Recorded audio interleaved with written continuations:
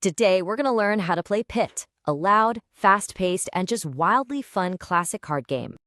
If you enjoy a bit of friendly shouting and some quick thinking, then this game is definitely for you. Pit is a super hectic party game for 3 to 8 players, and in this explainer, you'll learn everything you need to know to jump right into your first game.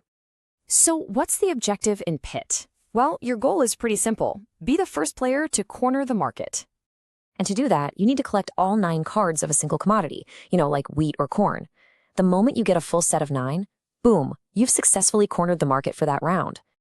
Okay, before all that trading frenzy begins, we've got to get the game set up. Don't worry, it's quick and simple. First things first, place the bell right in the middle of the playing area. Second, you're going to select a number of commodity suits that's equal to the number of players. So for 4 players, you use 4 suits. Now for a basic game, make sure you take out the special bull and bear cards for now.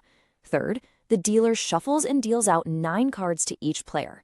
And finally, everyone secretly looks at their hand and decides which commodity they're going to start collecting.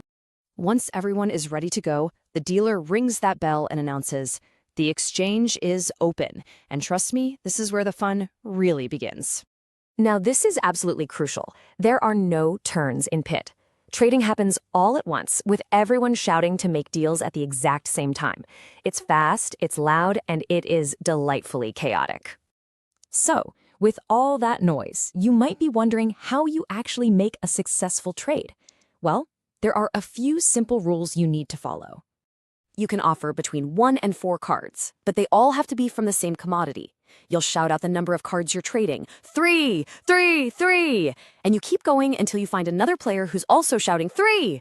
Then you quickly exchange your stacks of cards, sight unseen. The key is you never reveal which commodity you're trading, only the number of cards. You keep trading like this until one player collects all 9 cards of the same commodity.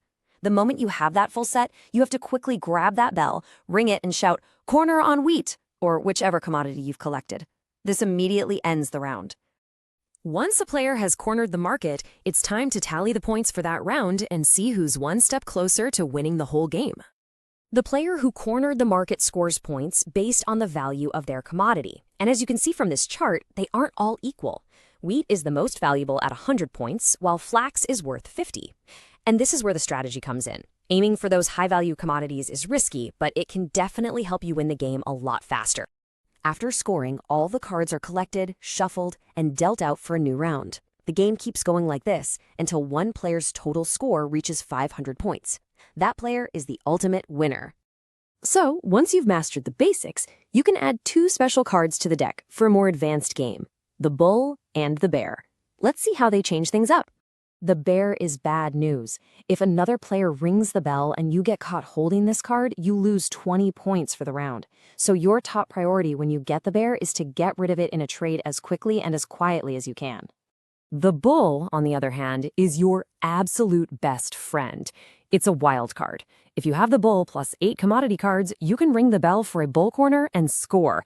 But even better, if you get all 9 commodity cards plus the bull, you can declare a double bull corner and score double the points. It is a very, very powerful card. And that's pretty much how you play Pit. From setup to scoring, with or without the advanced cards, you now have all the rules you need to jump right into your first game. So go ahead, gather your friends, warm up your vocal cords, and get ready for some frantic trading. The only question left is, which commodity will you corner first?